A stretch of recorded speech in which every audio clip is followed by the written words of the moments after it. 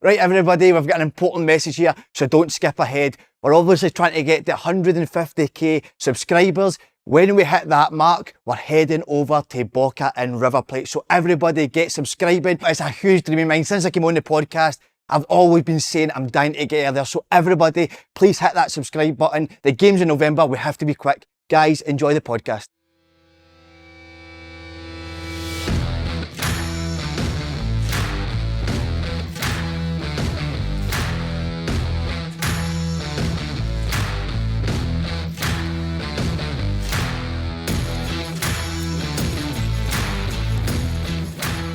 Yes, we're going to keep the ball on the ground. Kemar Roofe, boys. Wow. What a guest. How are you, mate? You good? Yeah, I'm good, thank you. Up for Derby, did you? Drive? Yes, another 4.5 hour drive. Wind as well. I was just saying, just as well you drove Wind it. Training, wouldn't you be here? But no, it's going to be worth it, I think. Yeah, definitely, mate. We're guess, by delighted the way. to have you on. We pulled in big hitters, haven't we, for the first of the season back here? Yeah. I don't think it gets bigger, does it? No, that's it. Timing as well. He's had a bad week, tell us. So first podcast last week, I was buzzing after it. I thought I performed really well. And he thought I'd had a shocker as well, so seeing the motor, he's like, you've had a nightmare. But I went viral, didn't I, Si, during the week? Went viral making forums. It was almost like an attack with me against Rodgers and couldn't get to the game yesterday. No welcome back to paradise. What, you're actually no allowed back? Don't think so. Well, you were at tennis yesterday at 3:45, so there was no way you were making the game anyway. I did watch the game, but back on Celtic. I didn't. I You watched. played 3 sets, so there's no way you watched the game. No, because I was actually like raging because I wasn't allowed to go, which is horrendous, mate. Because they've changed that narrative of. I never said that. I don't like the way it goes about transfer, the way they do transfers. I don't like that. But it's nothing to do with I still selling to sign players, and it's people have taken that out of context. But because you never got to flag him and his dad done the in and his dad had his boxers at his window. First time the 4-leaf clover's been brown on the Celtic. Well, the next day on thingy it, didn't he? Paul done the Celtic game and Willie done your dad's Turn my dad's arse. Do you still follow the football, Scottish football, since you've been back down there? I have no choice. Nah. It feels like I know so many Rangers fans. To be fair, some of my friends up here are Celtic fans, which I'll have to keep that quiet a bit. But then it was all about cars. It was start off with cars, and then I found out they were Celtic fans, but we don't need to worry about that. Nah, don't worry about him either. Can I ask? I've got a cracking question. Usually, Kemar, we usually like to ask when the guests come on what's their favourite meal, starter, main dessert. But I'm going to change it. So when Si done an interview with Defoe, he asked me his favourite sort of Glasgow place. place in Glasgow to eat. What was yours when you were here, mate? My home. Oh, did you know that it was, mate? It wasn't worth the risk. Oh, did you not like that, mate? Yeah, No, I agree with you. Not even just because you go outside of your house or the training ground and you just get bombarded with questions about football. And sometimes when the heat's on, you kind of just want to escape from it all. Was that worse here, mate, compared to other teams you've been at before? No, In Glasgow? similar experience at Leeds as well. Leeds was massive. Anderlecht was a big club, but they just didn't care about football in Brussels. It was, you could go anywhere. Big Vincent Kompany could walk the streets and no one would bat an eyelid. Really, yeah? Yeah, it just didn't really care about football. I'm surprised at that. I thought they'd be massive as well. What is your dream 3 courses? That remained, is it? May as well ask now. But... Oh, okay. I know, you're messing with me now. You're messing with me. I like Caribbean food. Lovely. So it would be curry mutton. It would be chicken wings. Oh yeah, I like chicken wings. Chicken wings. Oh, I love them. Yeah. Yeah, let's stick But dessert, do you remember the school cake? Yeah, Yeah, old we school should The cake. sprinkles and custard. Amazing. Brilliant. I'll go back to school just for that cake and that's it. Have you ever tried Caribbean food? I like it, eh? What have you tried? What? What have you tried? Oh, it's not about, but I've tried it. Drinks, you like Lilt, didn't you? Kind It of. looks lovely, aye. I do like all that stuff, but we're here for the main man. The first eater, come on. Ham Is it and bad? cheese sandwich every day for his No. dinner, Well, mate. he got one of my pet peeves, mate. Protein shakes. Oh, mate, tell him that. He's into protein shakes. So we're playing tennis. He's like, going to treat you after this. I was like, what? He's like, a protein shake. I thought, the fuck are you talking about protein shake? Mate, the single worst thing I've ever put in my mouth. What was it? For that David Lloyd gym. But the best thing about it was Jimmy Grant had a pal there. But he says, I'll get you and Jimmy a protein shake. Just as he ordered, Jimmy Grant's pal walks over. Fucking floating about. I don't know you. And I was like, you're going to get Jimmy's parlour? Mate, £4 each, 16 quid he was on protein shake. Mate, And it honestly. was a pile of shite. What were you saying again? The I know, calories or something you were saying you didn't 400 calories in it as well. What a waste of Full of calories. sugar as well, mate. Full of sugar as well. Full of That's- sugar. He thinks that's healthy, mate. I don't like people like that, mate, that go through their day watching, like, what is it, like looking at their calories and that. Do you like, you know what I mean, mate? Yeah. I don't like people who do that. Just eat what you want to eat. I know, but then you look like that. You're trying to look after yourself now as well. So No, I do look after myself, but I just don't like somebody when they're getting something, they're looking at the back of the packet to see if I can eat that or not. You know what I mean, Andy? How many calories you want to do? 2,000?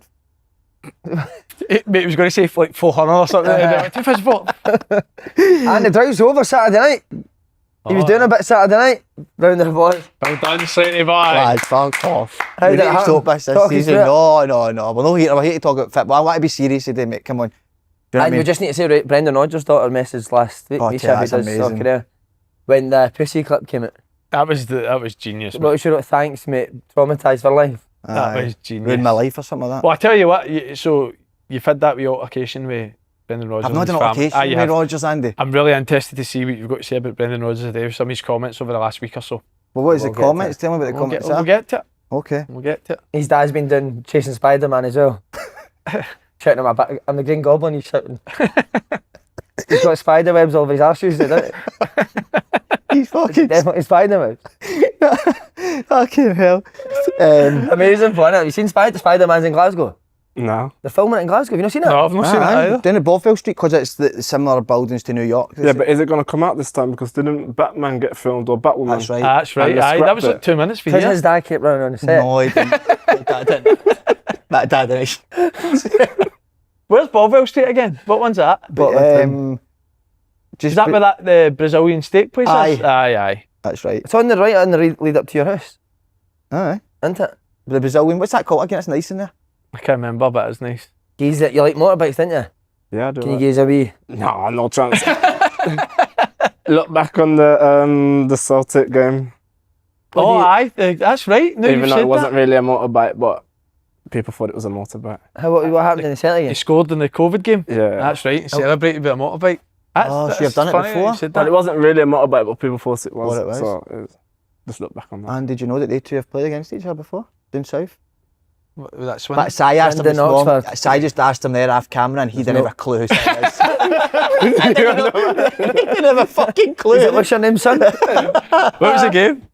We played them in the cup. They were League 2, we were League 1. Yeah, Oh, try to forget yeah, I one. know the result. They beat us 1-0. I knew it was in the cup and I knew I scored. You scored, So yeah. exactly all I need to know. Lundstrom played centre mid, you played 10, didn't you? Yes. Popped the shit with them. They used 1-0, but I think we were a better team now. No. Did you miss each other at Rangers? Aye. Mhm. I Just? just missed each other, aye. I missed all the good days. Right, well, we'll get to it. But first, today's show and this season's Keeping the Ball on the Ground will once again be brought to you by the Clubhouse, which is exactly where we are. Not today. We were there last week. As ever, open goal viewers can get 20% off your food when you quote. Open goal. Yes, love it. They'll be showing 2 huge games this weekend on both Saturday and Sunday. Starting with Rangers v Dundee at Ibrox at 5:30 on the 9th of August, and then Celtic v Aberdeen at Pittodrie on Sunday at 12:30. Andy boy, take it away. There's no better place for watching the games and getting a pint and nice food than the Clubhouse, so book yourself a table at the link in the description box below. Right, a bit about Kemar Roofe. You're bringing out a journal. Can you talk us through it, mate? Yes, here it is. Oh, look at that. So Do you mind that? Yeah, go Right, for give us a it. wee look when you're finished, Slaney. So it all started from, or the creation of it started when me being out of contract, training by myself in the local park, and for me to kind of monitor what I was doing, I was writing down on a piece of paper what I did that session, how I felt, and then I was planning what I'll do the next day. So then I thought, okay, instead of me writing it down on a piece of paper, can I find it in a journal form? So I looked on the internet, couldn't find nothing, so I thought, let me just make it myself. But then I made it more kind of football related for training and games and for the season, because it's something I was doing throughout my whole career. Every time I play a game, I would watch the game back and analyse it with my dad. What, you and your dad would analyse your games back? Oh yeah, from the age of, when did I start at West Brom's? Probably Amazing. 7. Because to be fair, West Brom were good. They would video record every game and then give all the players DVDs. Would go home and watch it back. And my dad would be watching all my games anyway live. Soon as I get in the car, he'll tell me what I did right, what I did wrong. Sometimes I didn't want to believe what he was saying, but then we'd watch it back and the camera, the video doesn't lie. So Was your dad coach? coached me and my brother, but no one else. A brilliant idea that, by the way, isn't it? Aye, It's very good. Oh, So- show the camera. Show the camera what it is. We'll So, use a wee bit yeah, into it, innit? targets for the season. What would you like to achieve or improve this season? So you've got targets. What will help you achieve your targets? Your match day stats. And Your match day stats would be fucking empty. The final, yeah, right? and then this bit, I like this post-game training reflections. It's your training. You know, how did you feel before it? How did you feel after it? What did you do well? What did you need to improve? I really like Good. that. That'd be really good for the Great academy, idea. that, Andy. Yeah, it's because the thing is, I was always doing it throughout my career. Like I said, writing it down on paper. And then I got a bit older, got a phone, writing it in my notes on my phone. And then working with a psychologist as well. These are all the questions you'd be asking me after games. So I kind of already knew all the questions and answers and all this. So I just thought, let me just put it in a journal. Then other players can use it then. Wow. Bit of self-reflection, isn't it? Yeah, Brilliant, that, mate. Yours would be horny, though, innit? Horny as fuck, aye. Do you ever get horny before or after? Nah. Nah. Wrong type of book. How's Derby, mate? What is it you and It's your dad very used to watch back together? What film you said that to Ange before? How many dart one night? Sorry, mate. How's Derby going? Yeah, no, it's good. It's good. Was there for the last 3 months of the season. Last season, we survived relegation, which was massive. The gaffer done an amazing job there. And then this season, strong pre-season so far. He's bringing in new players, kind of a different style of play, just because it's a different. We're not trying to fight for survival. We can actually just calm down a bit and play some football now, and enjoy playing football. And the aim is to get promotion. Brilliant. So Has any hopefully players do bought your journal, mate? Any players? Anyone use it? that. Well, you know how football is. The players won't buy it, so I have to Give them it. gift it. Yeah. Not even helping them, mate. But again, with football, say a lot of in football, some players are scared to say they do these sort of things just because they don't want to get the banter thrown at them in the dressing room, especially the old school banter. Something like this would get ripped apart, be taped on walls or something like this. But nowadays, it's getting more familiar in football. People are understanding it more. So what I'm feeling is a lot of players will use it behind closed doors rather than out in public. Is this your first time back in Glasgow since you left, or have you been back before? Yeah, no, it's my first time. Is it? Aye. Yeah, first time back. Fond memories of coming back? Yeah, a lot of memories coming back because I used to do this journey once a week, every week for 3 years. So You'd go home every week? yeah, to see my family. Right. Yeah, because it was a tricky one because I moved. So obviously I went to Anderlecht. It took me 3 months to get an apartment in Belgium, so my family couldn't move out until then. So then they finally moved out. Then they come out. Then it was COVID, lockdown. So we moved back to my house in Leeds, which was again strange because obviously you're moving from Leeds. I didn't think I'd be back there. I had to live in Leeds during lockdown. And then I finally went back out to Belgium to start the season again. And then during that pre-season, I got the phone call about going to Rangers. So flew to Rangers, signed, and we literally just managed to get a house back in Birmingham. So again, it was too much moving for the family and the Up kids. there. My oldest has probably gone to about 6-7 schools and she's only 11. So we thought, we've got our base now in Birmingham, I don't want to move them again. So they stayed in Birmingham and then I moved up to Scotland for the 3 years. And then the last year of my contract, they moved up and they loved it. Did they love it, huh? Yeah, they really loved it. What did they love about it? Everything, the people. Do you know, the people up in Scotland are so friendly. Do you know what I love about the Scottish people? They're so friendly, but honest. And for me, that's how I work. I just tell me the truth. Don't try and sugarcoat anything. Don't try and be fake or anything. Just if this is what you think, just tell me and I'll deal with it. And I feel like with the Scottish people, that was perfect. And the first person that told me about Jimmy Bell, what a guy he was, but he used to tell the truth all the definitely time. honest, wasn't he? Yeah, he What was would he honest. say to you? I got on well with him. Because we both liked defenders, Land Rover defenders, and we both like dogs, so that was good for I hate me. you. Oh, I fucking hate dogs, mate. He hates dogs. He's the only guy in the world that hates dogs. I would have hated you then. Oh, he would definitely hate me. man? Yeah. If you watched this, he'd fucking hate me. 100%. Dogs are biggest myth. Dogs and tennis. Your tash as well. Dogs He playing came your tash. Would you? You walked in with that tash, you're getting it. Why do you need to be clean shaven? Clean shaven, eyes. It was all about standards, wasn't he? Clean He was, shaven. yeah. Hated players wearing gloves in training. If you ask for gloves, you're getting it. It's brilliant to have people at a club though, innit? Oh, so Guys like important. that. mate. Important. What very players were you important. tight with, just quickly before we go on to this? Second, sorry. What players were you tight with at Rangers? Who were your pals? Tav, Connor, JD. In fact, all of them. I was friends with all of them. Got on with all of them. All of them had different type of banter. Jacko, one of the funniest. He is funny. Ryan Jack? Yeah. Fucking had it well on here. Is he funny, is he? Nah, there's some of the stuff. Is it dry? Yeah, some of the stuff he'd come out because I'm not used to it. Back in England, it'd be different, but I come to here. There's some of the stuff he would come out with. I'll be just laughing in the back, and he's not even trying to be funny. I just find it so fun. Right, we'll come to Rangers, but Andy, great result for Wait a Motherwell. minute, Si, just Sorry, before we move on. Obviously, we're looking to get 150,000 subscribers now. This is incredible to hear this. This is breaking news here. If we get the 150k subscribers, I'm going to be going over to Boca against River. No way. Wow. Breaking news, vlogging that game, so please get yourself subscribing. What date's that?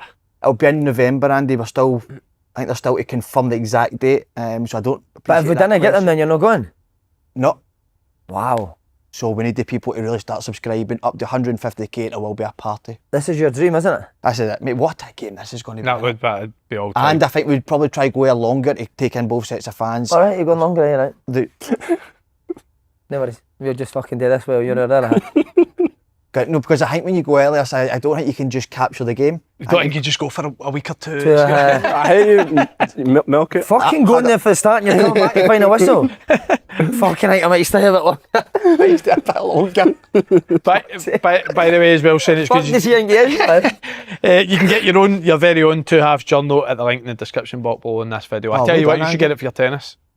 No, I think it's amazing, especially the Pro Academy. Aye. And Do you think it you've would be got good for drunk. kids? Definitely, aye. Aye, amazing. Right, so you'll take how many, mate? I'll take 100. How much is that? The 1999. Why don't you transfer the money now? I'll take 10. Great result for Motherwell at the weekend, mate. And could have been more than a draw, What couldn't a it? Then? performance, by the way. It was. I know people won't really look at it like this because you're either a supporter of Motherwell, supporter of Rangers, supporter of Celtic, whatever, but for a game of Scottish football, it was a brilliant watch. It must have been very good for the So refreshing to watch. It was a good game. I think both teams had good periods within the game, but I thought second half we were excellent. I was listening on the radio, it was Damon Martin. Kept talking about mistakes for playing at the back. Like you did, that there's no hundreds of mistakes when the ball gets kicked up the pitch. Aye, that is the thing, innit? Like, they're obviously more glaring errors because you're losing it maybe 20-25 yards for your own goal, but how many times do you turn the ball over when you just smash it 80-90 yards up the pitch? Exactly. And then how many times when you have smashed it 80-90 yards up the pitch, does that team go up the pitch and score? Do you know what I mean? So people look at it as that's not directly led to the goal, but obviously it's part and parcel of football, isn't it? We got back just second half and watched it, and it was actually fascinating to see how both sides were Amazing, playing it. mate. I thought Rangers' first phase of playing it was really good. I thought the first half an hour were brilliant. Have you seen the first half an hour? I thought they were really good. They'd done a few moves for Butland right through, and I actually thought I've not seen that for a Rangers team in years. I thought Danilo was really sharp, but Motherwell got a chance. I think it was about half an hour in, and then it kind of changed. Like Motherwell started getting confident, and then they started playing, and then the second half Motherwell. But that's probably where he needs to change players' mentality, Russel Martin, isn't it? Because it's such a thing that players that have never played this way before, as soon as you make one mistake, you do Play kind of your go into shell. your shell a bit, but he obviously wants like maximum bravery at all times, doesn't he? It separates the elite for the very good, doesn't it? Yeah. Like we talk about it, we all watch Premier League football, we talk about Bruno Fernandes, I say it about Bruno Fernandes all the time. The amount of times you actually watch Bruno Fernandes, he'll lose the ball more than anybody, but he'll be the one that plays that killer pass that gets a goal or an assist. Trent, kind of similar, innit? But kind of similar to what you were saying though, the only thing I thought Rangers were playing the game as if they were 4-0 up.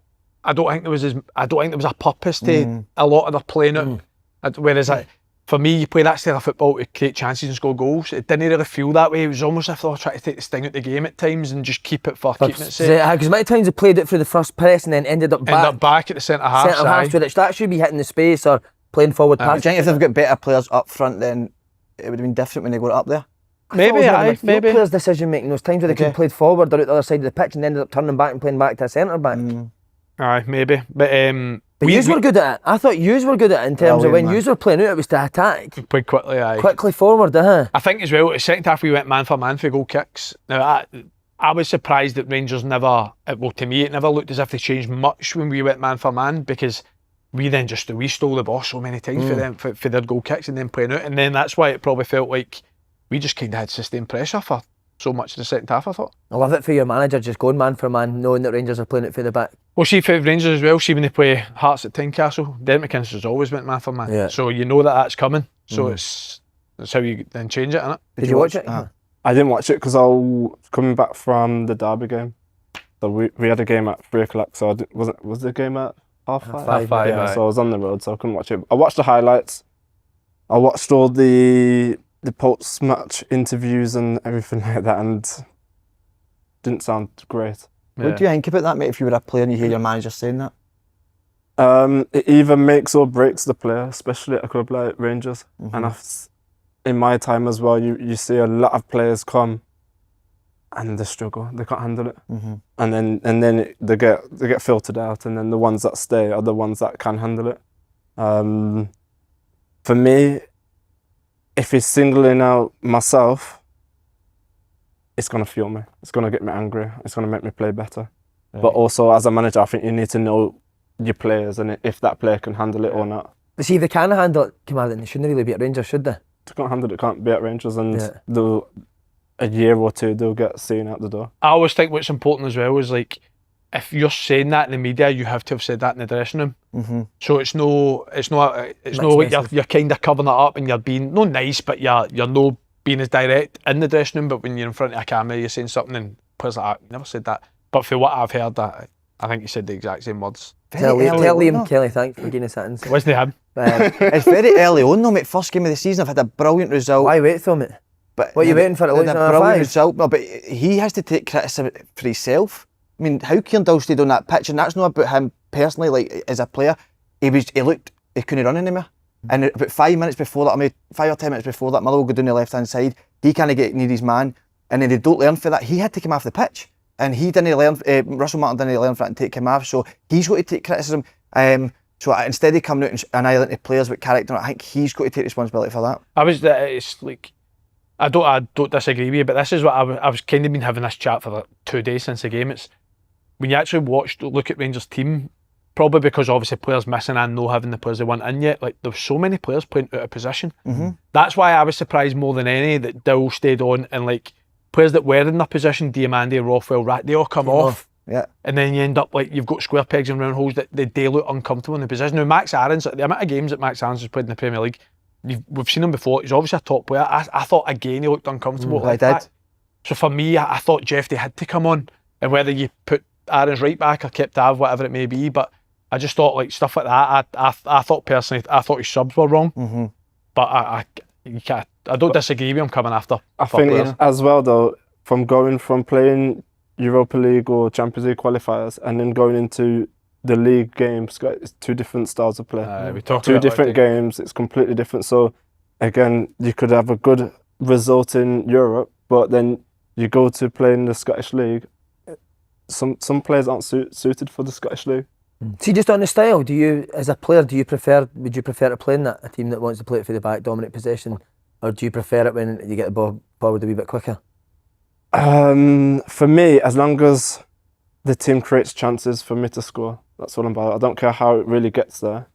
I just want chances. I want to be in the final third. Obviously, quicker the better, the nicer style. As long as it's not coming at my neck and I'm having to control it at my neck or whatever it is. But if it's long ball, flick on, and you get a chance, and you get 10 of those a game, I'm happy. I'll do that every week. Which Rangers never created any chances for strikers at the weekend, did they? Do you think he will change when teams do go man for man with him? Will he have someone where he goes a wee bit more direct, or will it be a constant, you need to play through that press? Well, it's no, you know what it's like.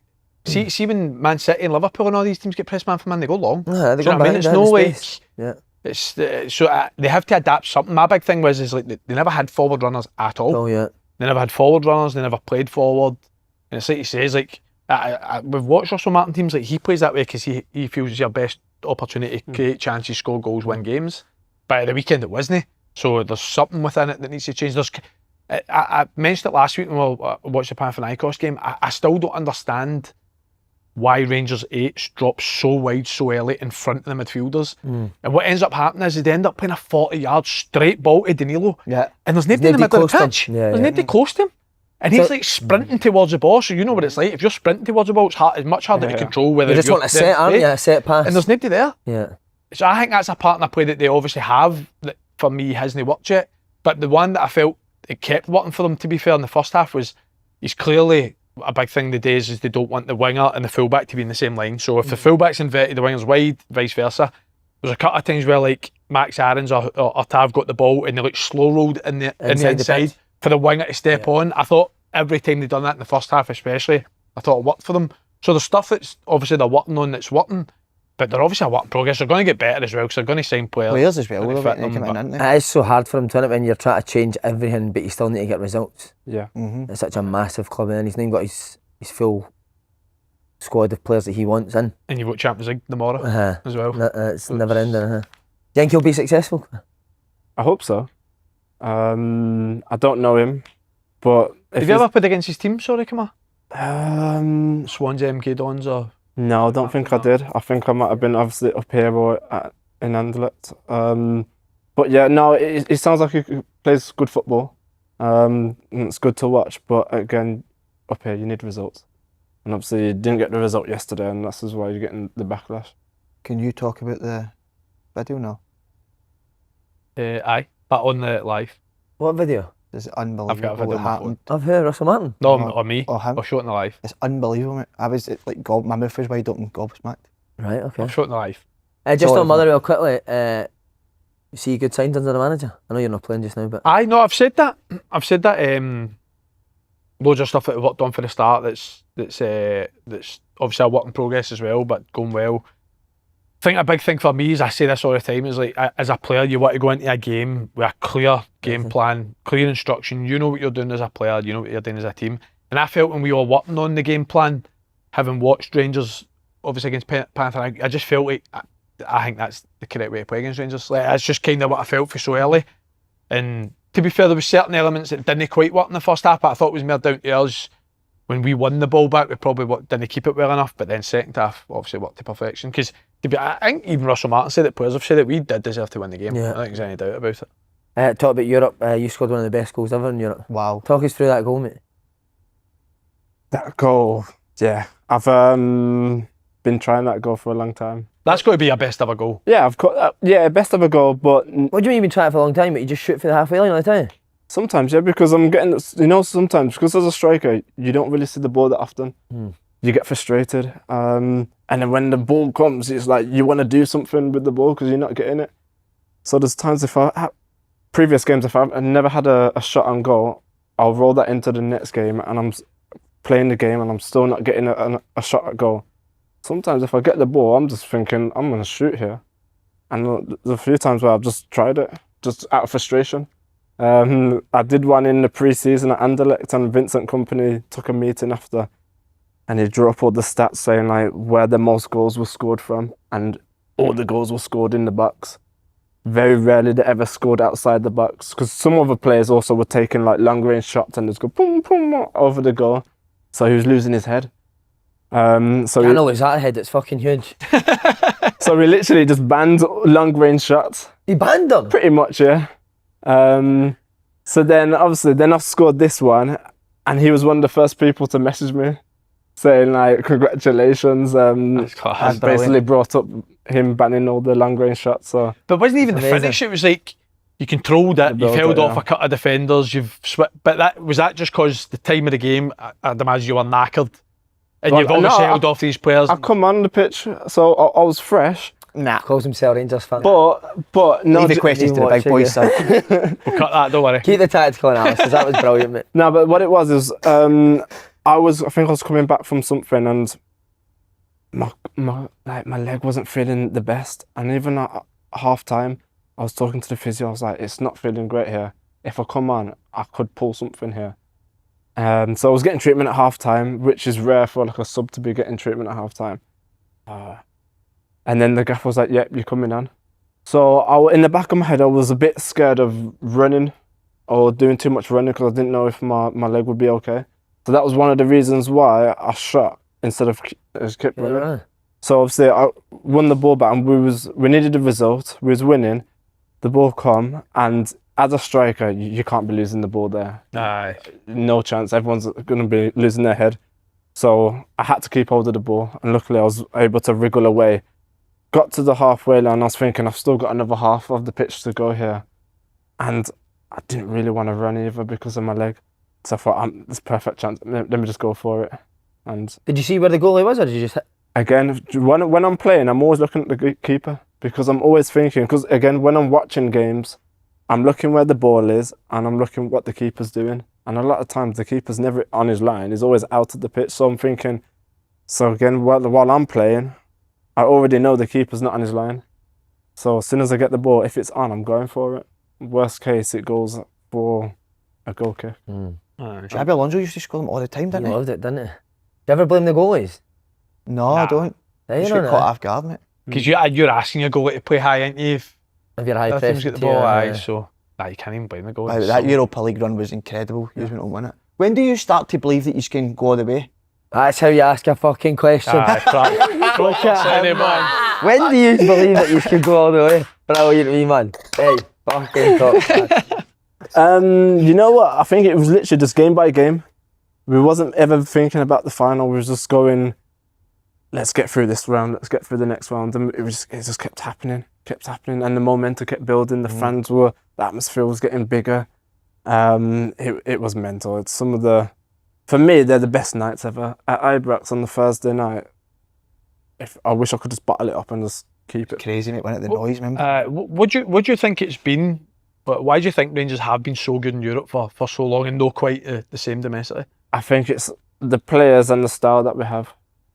Like I said earlier, playing in the Premier League is different to playing Europa League football. Completely two different styles of football. Some can play the nice football, because in Europe it's more technical. Mm-hmm. In the Scottish League it's more physical. It's 1-for-1. It's the battles, it's the fight, it's the running. Can you do it? And some people are just suited to play Europa League, and that's the difficult thing with Celtic and Rangers. They have to get the balance of players that can do both. Both, yeah. You have a favourite night in Europe? I liked the Braga night. You scored, didn't you? Yeah. Yeah, well, I technically scored a hat-trick, but Well, it was 2, mate. I know I should have scored 4 actually. I know, but it was still 2. But yeah, Oh, I don't. that night, yeah. I thought it was so good, just the atmosphere, and you obviously scoring 2. Yeah. And to be fair, my friends come up that night as well, so it was like, it was worth it for them. I hate inviting people to come to the game and I don't perform. Yeah. Well, we need to talk about the final, don't we? Yeah. Obviously, you come on 117th minute. Do you get told straight away you're coming on, you're hitting a pen? No, you just get told you're coming on. Try and score in the last 3-4 minutes. Yeah, but for that's again just another frustration of mine. I should have come on sooner. Yeah. And yeah. Was there a stage in the game where you thought you were going to win in 90 minutes? Yeah and no. It felt, the game felt very edgy. It felt both teams were very nervous. No one wanted to really go and do something. It was more, that game was played more out of fear than more of enjoyment and to win. Yeah. But I just still feel like I needed to come on a lot sooner, and I generally feel like I would have contributed. Who picks the penalty takers? You put your hands up yourself, or does Van Bronckhorst pick? Yes, we all said we want to take it. I think the gaffer would have known in the back of his head certain penalty taken. Hence why I think I came on at that time just to take the penalty, because he knew I would take a penalty. How did you feel when you were hitting it? Oh, again. That's a horrible penalty. What would you have wrote in the journal after that? For me that was a massive achievement, because personally my knee, I'd done my lateral ligament in the semi-final against Celtic, so it was a rush just to get fit for that final. I was taking painkiller injections just to play through it every time I kicked the ball. agony. So I knew already just before kicking the ball, I knew I was going to be in pain. So it was more just concentration of technique and hope it was to go in. Thankfully it did. I think it hit the post and went in. That was like...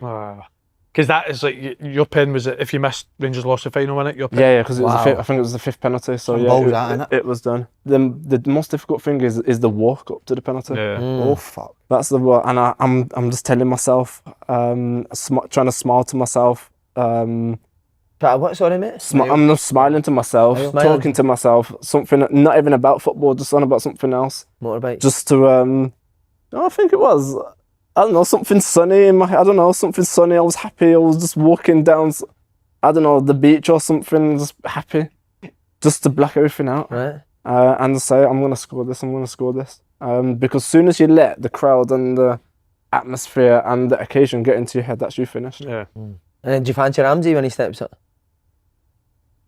No, he didn't. No, do you know what? Do you know what it is? I don't think he was really a confident penalty taker anyway. But was there ever that case where you think, why is he? Did you remember watching at the time thinking, why is he? And he's not hitting one. Was there somebody else that you think maybe could have hit it? Nah, not so much. But you get like that. I remember telling you when Alfredo missed the penalty in the League Cup final against Celtic, I was like, Alfredo can't hit the penalty.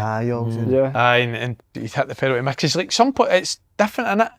I used to say like Alfredo was a goal scorer, but it was never like a great finisher in terms of like he'd place it into the goal, whip it. So it's different, innit? So he was not one that I wouldn't fancy. So just different, innit? It was at the hardest moment in your football career after that final? No, not really, because at the same time we weren't expected to get there. Nobody thought we was going to win it, so it was a privilege getting there. Obviously, you got there, you wanted to win it, and if we won it, it would have been amazing. But at the same time, it was more like a free hit because no one expected. For me, the hardest thing in football was the playoffs for Leeds, losing that and not getting promoted. Because the effort we put into that season. The playoffs, man. Oh, mate. You've lost him as well, man. So it fucking scars you, that, doesn't it? Yes. It's a full season. Playoff final done. Do you never in one with Clyde Arena? Nah. Well, I thought about it's like the playoffs in the Championship, getting up to the Premier League. Life-changing, money, everything. Yeah. Mental, that. See, on the Russel Martin thing, obviously you played with one of the masters of man-for-man, Bielsa. Yeah. How was that? Difficult. That's why it probably hurt so much not getting promoted, because you've done the full season of his style of play, the effort. Talk us through what's so difficult about it. Is it so intense every day? Yeah, it's full sprints. Every time you move on that pitch, it has to be a full sprint. You can't just jog about. Everything has to be sprint, stop, sprint, stop. That's all you can do. And if you don't, all you can hear is his voice is shouting at you. I could look silly here, but am I right in saying that he used to play 11v11 on 2 pitches? Like a double-sized pitch? No. Fucking hell, man. I went again, that's right. Kemar, I can only apologise today for this, man. Fucking hell, wee man. I can leave it to the big boys, I told you. Disaster. And yeah. I've never heard that one. Is that even possible? I swear, I can't remember when He's not made a mistake in about 5 years. Was it 2 Bielsa was in goals? For the shocker. What else I heard? They used to make players go around Leeds picking up litter. Yes, that's That's why he's the best. He's redeemed himself. Well, not Leeds, but the training ground. Aye. Alright, so he's wrong again. So it was half right there. Aye, so that is mad, wasn't it? Like you should just make everybody go around and pick up all the litter around the grounds. Yeah, that was one time. He obviously, with him, he wanted everything to be perfect, everything to be clean, everything to be in the right place, right time. So obviously he must have went round the training ground and saw a bit of litter in the car park, lost his head. So he was like, I like that. So he was like, okay, all the first team players go and get a bag and go around and litter pick. Just, I don't know why. I tell you what, he's a genius, right? But I used to hate the way he used to watch games, man. What, sitting doing down? on their knees like shite. that. Yeah. Mate, I think that was for his 6 inches back. off the ground. I think that was for his back. His back was Yeah. I think just crouching down was got one of the fucking Scoopers. crouching down helped his back, or I don't know. And then that's when the the little seat was created just for him. That's right. How was Sorry, on you go. How was his man management skills? With him, he didn't want to get close to any players because he didn't want his opinion on their personality to affect his decision. Yeah. So he always kept his distance. Do you like that as a player, or would you rather imagine more hands-on with you? I think his approach is good because when it comes to selection, he's selecting you just off your ability and what you've done and your stats, not because of favouritism, which is massive. Whereas, because I've played in teams and I'm thinking, how's he still playing? Obviously, the gaffer must like him or something. He shouldn't be playing. You Red fan? I couldn't be ordered that. So with Bielsa, he made it clear because there's players that he didn't like, but he still played them because they was doing the job, and he made it clear. And did anyone ever answer him back? Yeah, and didn't go down too well. Because again, with this journal as well, after games, he would sit down with every player and he would go through the clips for the previous game and tell us individually. Or yeah, individually, and he would tell us basically what we did wrong and what you should have done. And then the translator would be behind us. He would translate it. He would type it all down and print this sheet of paper off and give it us. And there was one time I kind of disagreed with what he was saying. And I was just trying, not so much disagreeing, I was just trying to tell him why I did something, that's my opinion, why I did this and why I couldn't do that. He wasn't hearing any of it. Really? Wasn't hearing one bit of it, and then just walked out. So then the translator, who was a coach at the same time, he had to finish off the meeting. To be honest, he's got him walked out. Yeah, so you can't really tell him it's his way or that's it. Can you just talk us quickly through a typical training session with Bielsa? Yes. So we do a warm-up. Warm-up would be finished, and then Bielsa would walk out probably about 5 minutes after our warm-up. He'll do a lap of the pitch to see if all of his cones are in the correct order and perfect lining. If it wasn't, the coach would have to redo it. We'd do loads of 1-2s. Loads of 1-2s? I didn't know there was this many different variations of 1-2s until Bielsa. What do you mean 1-2s? 1-2s is a simple 1-2. That's what I mean. See how you look at your face now? That was us in the meeting when we used to find... As in just pass it and move it into space? Yes. 1-2 straight back, 1-2 at an angle. Back heel. Yeah. Already nearly done. I couldn't tell you off the top of my head because it was so long time ago, but there's so many different variations of 1-2s and we'll be doing this for half the session. I suppose if you're man for man, it's a 1-2 that'll get you a press, isn't it? Exactly. So look at the way we used to play. The way we used to play, it was pass and move, yeah. And that's how we used to get a lot of good results, and teams couldn't live with us, and that was all coming down to 1-2s. And then after the 1-2s, 11v11 on 2 pitches. And then after that, we'd probably do some shape work, so mannequins, and we'd all be in our shape, and it was like passing drill to then get the striker into a position to score, and then we'd score, and then the next person would go. But if that pass wasn't good and it would go out of play, that striker wouldn't get the shot. So we'd do it 2 on the left, 2 on the right. So if you was with someone that couldn't pass or was having a bad day and he would miss the pass, you could be going home with no shots. No shot. Wow. No shots, because we didn't do any possession. We didn't do any small-sided games. Wow. And we didn't do any extra finishing after. Did players hate that, mate? We didn't like it, but we couldn't say nothing because we was getting results at the time. I thought your football was brilliant there. What about murder ball then? Is that a myth? No, that was one of the days, yeah. And what is the murder ball? It was 4 lots of 6 minutes of just 11v11 play. No throw-ins. And the goalkeepers can't just hold on to the ball. No corners either. Goalkeepers can't hold on to the ball. If they hold on to the ball for too long, the gaffer would be shouting at him. So instead of throwing, if the ball went out, you just get the ball and dribble back in? There's another ball on the... There's balls on the side of the pitch. So as soon as the ball goes out, you just get the other one and go again. So there's no stops in the play. And it was called murder ball because it was just getting so tiring. Everyone was just losing their head.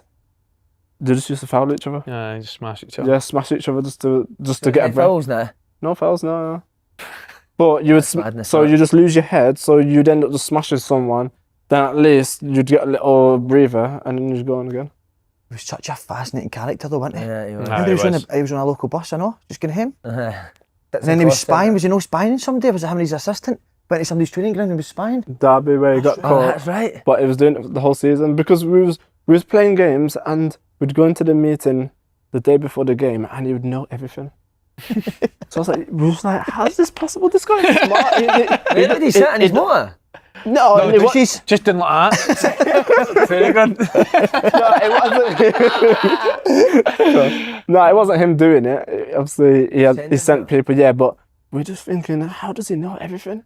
Obviously, we know he's smart and he likes his details, but how does he know literally everything? It was Lamps that caught him. Lampard was raging, wasn't he? Yeah. He caught him. And then obviously, Derby... When did he die? Yeah. Derby found out, it got made public, and then that's when we knew what was going on, and then it all made sense. What did he say after he'd been pulled up? Did he send it to you? Wasn't it me? Wasn't he? Oh, shite. George Slynn. George Slynn, he's looking people's windows. Being looking Lamps' window. Nobody knows this, but Bielsa's tracky buttons are being inspired. Are they? Be inspired. Leeds is on perfectly then, mate. Yeah. So a quick shout out to Be Inspired. New football season, so it's time to level up and get some new gear. Be Inspired, as we know, is built by footballers, worn by you. Proper streetwear that looks sharp and feels class. From fresh tees and cargos to overshirts and jackets, trust me, you're going to want the full wardrobe. Wow. Superb. So, yeah, you look well. It's nice, isn't it? It's such a nice... This is the all black look. You could probably wear it, I would say, during the day as well, or maybe just before you go to a night out. Just before you go on a night out? Because I think it's more casual, do you know what I mean? There's other ones, if you want to go a night out, you can get, but this is a beautiful look if you're interested. You're looking very well, mate. Because you're part of the Open Goal team, we've sorted you out with the usual discount. Use the code GO at checkout for 10% off your first order. That's go at beinspiredclothing.com. Go get stuck. Kemar, do you like it, mate? Yeah, no, smart. Out of 10, what would you get? Come on. It depends on the occasion, but on a day-to-day, give you a 8. Where would you wear this? If you were to wear this, where would you wear it? To be honest, this is a Griggsy / Scott Arfield Is it? / Davo special. Aye. Yeah. Not bad. Really? Not a bad three, that. It's a good free, that. It's a very good free. Right, on to Celtic. Yep. Obviously, you're banned for Paradise. Couldn't believe it, gutted. Flag day, not allowed to go. After my... Is that the first one you've missed? Aye, after my comments, but it was total took out of context yet again. People taking words that I was saying, making it into their own and making me the bad guy when it was nothing to do with that.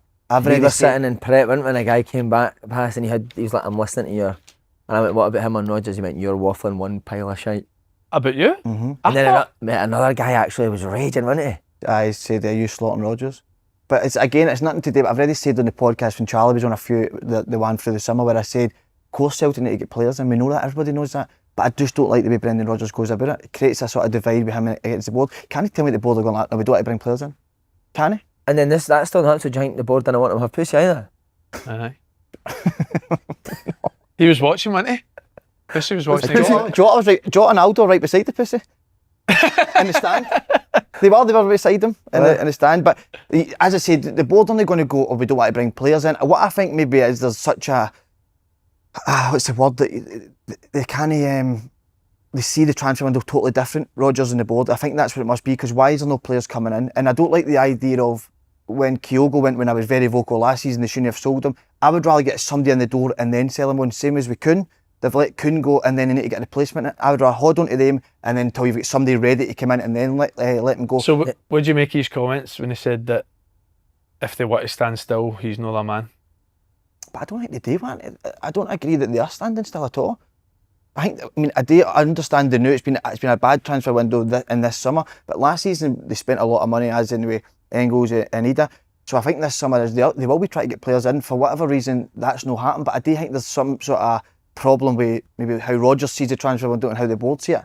And I don't know if they're confident, as in Rodgers still not signed another a deal for next season either. So do they think that he's maybe going to go? So why would you get a manager who might leave in the summer all that money?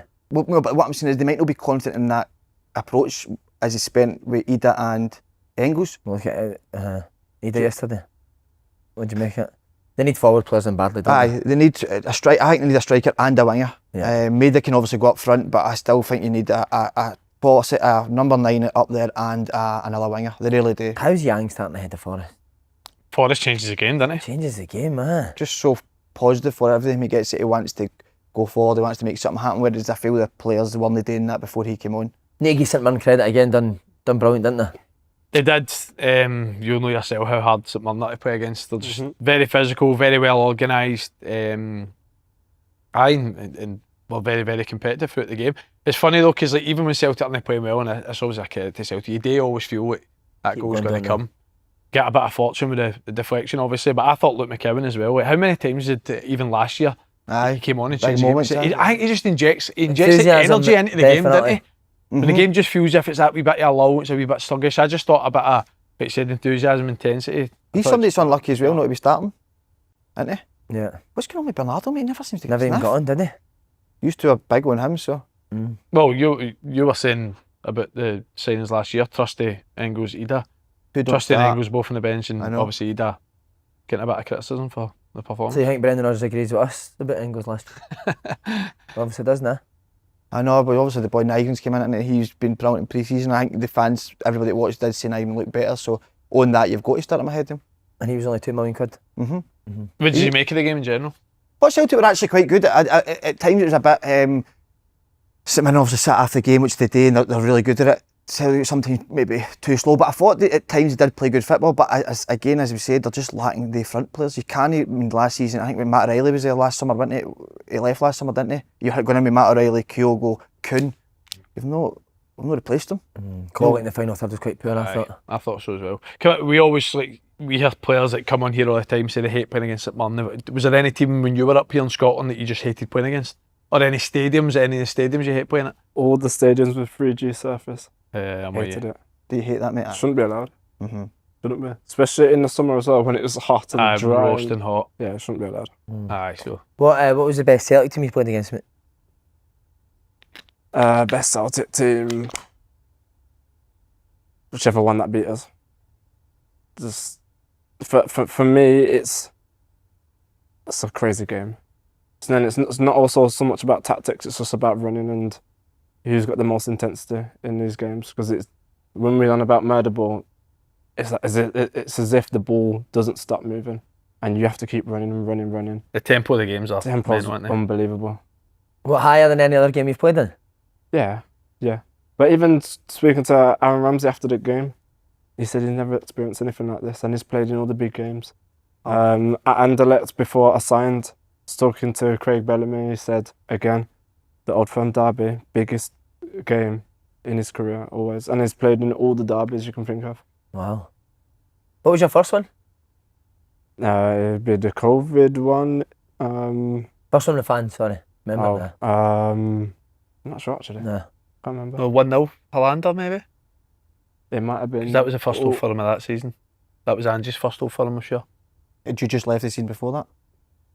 No, I'd left the season before the COVID season. Okay. But I'm sure Angie's first was the 1-0 Hollander at Ibrox. Yeah, it might have been actually. What was it like to score it? Just got this on. It was amazing, but obviously with no fans, it's not as good. Yeah. It's obviously nice to say that I have scored in the Old Firm, but it would have been more special, especially knowing what the atmosphere is like with the fans in, especially that season as well. We were good that season. Yeah. But again, we couldn't really enjoy it as much because there weren't any fans in. What you said? Can I just ask you too, where you stand in Celtic's transfer market? Because you're very vocal. No, very surprising to be fair how slow it's been, definitely. But why do you think that is? Because this has to be, I would like it to be asked to Brendan in the press conference why the signing's not coming in. Because he does hint out there that he's not getting back to that. What journalist would you like to ask the question? Anybody that's there, because you've got to ask these questions. That's what your job is. It's alright being easy and nice to him. Well, your pals with Gordon Duncan, no, it takes a text. But I think don't get away from it. I'm asking you because you're very vocal away from the camera. We're going up to the tennis. We were going up to the tennis the other day, and you're in that motor and you're getting it big licks. I was asking you probing questions that you couldn't answer. Aye, so where do you as in why are the transfers not coming in? Because that is the bit we need to understand. I don't know. The reason it's surprising to me is because it's like areas that you felt at the end of last season Celtic needed to strengthen. Yeah. So you knew they needed a backup left back. Loads of people felt they needed that left centre half. They needed to replace Kyogo. Yeah. So like they're the areas that they knew in the January. They knew even before obviously this season's kicked off that they had to strengthen. So the fact that they've not done that yet, I do find surprising. The boy that they've been linked with, the boy for Go Ahead Eagles, Jacob Broom, is it? I feel like they've been linked with him for ages. Like, so why is that no? Why is that not go over the line? Like, why is that not being done? Does Rodgers' future matter on the point? Does it matter if Rodgers is going to be well, there? it shouldn't, because you've got a full season. You've got Champions League. You've got another league to win. So for me, it shouldn't obviously come into the equation. But again, like what? Now I'm not disagreeing that, because I know you've said it as well at left centre half. But I do think, I think Scales gets such a rough ride with Celtic. No, I like Scales is all right for me in this like the SPL playing, but when you go into Europe, you need better than that for me. It might be a bit harsh, but you need better than that. But forward areas definitely need bodies in the forward area. Well, they get them in. But my Yes mate, or no? I don't know if you're going to fucking give your opinion. You're like a fucking wee boy. Maeda should play up front for me, mate. I think Maeda should be the striker. I think they should aim for a left winger, and I think they should play Maeda up front. Mad, don't you see when he went through 1v1? I never fancied him to score that. I remember the cup final as well. He missed the one via Aberdeen to go He's 2-0 better than the up. instinct ones, isn't he? Do you know, like, obviously I was saying to you beforehand, do you think like the dynamic Taylor and Maeda last year, where like Taylor playing inside the pitch, Maeda playing wide, running behind, do you think that is different? We know that Maeda's that pocket player, he's picking the player up in like the 10 area, whereas Tierney's obviously Tierney's strength is bombing on in it and going down the line. taking that space down the line, whipping cross into the box. So like I think then playing Maeda up front, like Makes more playing where sense. he's stronger. But who knows? Are we getting anything on you for the transfer market? What are you wanting, Fez? Why do you think Celtic aren't bringing players in? What do you think's the How problem? am I meant to know that? What's just your opinion? No, it's obviously something going between the board and the manager, isn't it? Well, that's But what do you want me to tell you exactly what's going on? But How what am do I meant to know? what do you think it is? I don't know. Why I do you don't think think they they're want to spend the money after last summer. The Right. money that they spent and the players that they got for that sort of money. Okay. And he's probably not wanting players that they want to bring in at the lower budget. Okay. No? That's not bad, Okay, that's fine. Anything else? No, but they do need to get, as we say, we need to get players, especially with this qualifier coming up. Really important. It really is. And do you think they will? How many more do you expect to be in? I think at least 2 or 3. And will they be for big money, or do you think it'll be similar to the deals that they've done so far? They can't say another midfielder, mate. No, well, I feel it's the first year that they signed midfielders. I know. And the link with the boy, is it Josh Browner? Would you would have played At against him? Burnley. Burnley, yeah. Aye. Yeah. So linked with him, like can't That'd be say a another strange signing, midfielder, mate. man. 29-year-old. That'd be a strange signing, wouldn't it? But I do feel Have they do you got know what anybody I in feel there? Celtic always sign midfielders. I've always kind of felt that, even when that's the area for me, they're set. Like you've got 6 like that could easily play in the team. Now I'm saying that like we've said about like that backup 6. So McGregor's not relied on every week, but people said like that's where English plays. So. But would you not just love to sit down on a Friday at 2 o'clock and watch the press conference and somebody goes, what to Rodgers, why are they not bringing players in? Because they brought players in last summer, took their time to be fair, and then under Ange. Because you keep saying no. And then players. I just want pussy, man. So what I'm saying is, if they went, well, under Ange, the players came in. So what is the problem here? I'd like that to be asked. I think it's a genuine question. I don't think that anybody can sort of have a go at you for asking that. So maybe if you can get a wee sort of press pass for open goal. I would love to hear you ask Next some question questions for you, Paul at Slane. Brendan Rodgers. Just want to say thanks for everything you've done. or something, Absolutely so- amazing today. Just want to thank you for everything you've done while you've been here. Would you ask the question? Okay, right, I would. And I'd have backup questions in case he came up with a wee smart answer. But you know what? This isn't a thing there was something went out there. It was like Paul Slane's like versus Brendan Rodgers. I know It's a Titanic battle, that. No, but what I'm saying is no. We're on it together. Jenkins watched it. No. I think he I has. would have. Do you? Nah, I think he has. Yes, he knows. How do I say it? He knows everything that's going on. Right. I've said it. There you go, you've said it. I'm not saying it, but I'll say it. Brilliant. SPK. There you go. Shout out to SPK who are now partnering with us on keeping the ball on the ground as well as writing the coupon this season. For those of you who don't know SPK, they are a betting brand without the Bullshit. good. No casino, no roulette wheels, just sports betting for sports fans and some of the best odds around. Take it away, Paul. Andy boy. To celebrate the return of the football season, is he going to get involved with I it? know, it's the only one to talk about sponsors. Brendan Rodgers, They are isn't it? offering a free bet builder every weekend in August, so check out the link in the bio for more information. T's and C's do apply. 18 plus, please gamble responsibly. My dream would be to sit down with Rodgers and have a chat with him. Sit down where? Like in his office and have a chat with him, like an interview, like a Filmed. like Ange, but what we've done with Ange. Love to do that, mate. Be great to get inside of these guys in it, and Russel Martin as well. Be fantastic. Anyway, Anything else? no. He's becoming a wee bit obsessed with Brendan Rodgers, isn't he? I'm not at all. Sure? Yeah. Okay. Right, other games. Hibs got off to a great start, unlucky against in Europe midweek, weren't they? They were Against a top team as well. two absolute worldies, man, that obviously knocked them out. But that Mitchell are a good team. Actually, I watched the game. I thought Hibs started well again, first 15, 20 minutes. but then Mitchell sort of had all controlled into, and you always felt as if they were going to go through, but Hibs obviously kept in it, but 2 worldies, mate. That first goal, man, what a strike that is. And obviously second one's a red kick, so no bad either. But yesterday, good. Bowie's going to be massive. Well, he was good again. He was good midweek as well, wasn't he? Against top opposition. He's going to be massive. What is he good at, Bowie? What is he good at? Proper powerful boy, but looks technically good as well. I think he's got everything. I think he's athletic. I think he's good in the ball. Can obviously score goals. I think he's a right outside shot for top scorer this year. If he stays fit. He could get a big move, I think, Bowie. Looks a real deal. Yeah, really does. But I like Mulligan, don't you? Mulligan's a cracker. I think they've got a really good squad, and I know they didn't get the result in Europe, but I think they're a team now. And what Davy Gray's built is a team that can handle playing in Europe midweek and then playing at the weekend. But on Dundee, my God, that first goal was comical. You're defending. That was just guys just volleying at something and it falling back to him. They're in trouble for me. Big Elvis looks like a maths teacher, doesn't he? He's brushed his hair with a ruler. What did you see what he's wearing? Honestly, I did. Was that a tartan? A tartan. Yeah, we better check. We better tartan. They're in trouble. I think so. I was going to say, do you see anything for the weekend that you think Dundee could? No, their approach was bizarre to me. They just sat right after the game as well. I think they're in the same boat as so many teams where they need, like you're saying that teams need players, like they probably need more players than anyone. They just lost so many players. They actually lost, 7 starters last year, 8 starters, and then Simon Murray, who's their best player, is injured for the weekend. Yeah. So you're always going to be up against the early doors, aren't you? Hibs travel to Partizan on Thursday. Fancy a big risk? I think no. I've played there, mate. Is it tough, Andy? Aye. Gives you insight. What, like the atmosphere?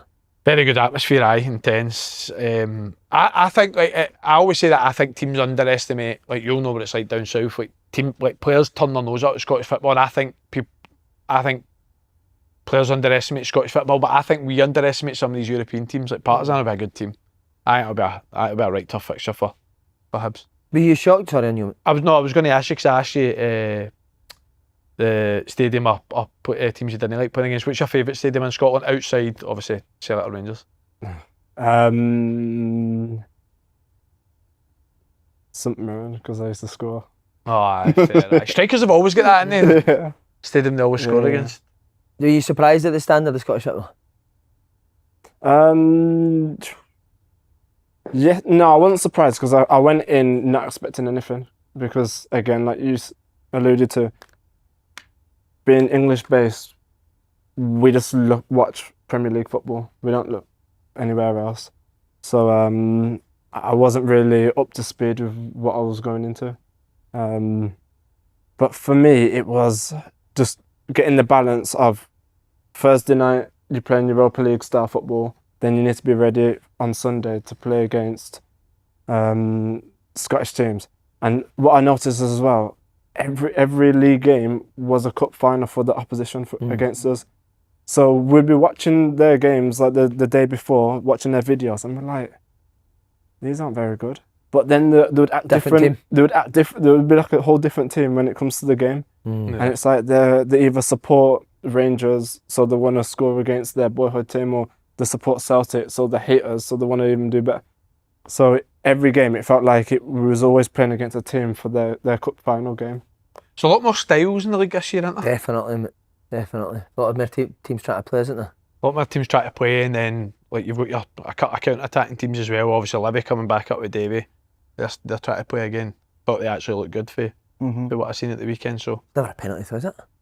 I think it's a foul. So initially, I think the centre half of Kelly gets fouled first. Big news at Chippers. What was that about? He's up to the stands now. Doing what? Too much for him, I think. The SPL.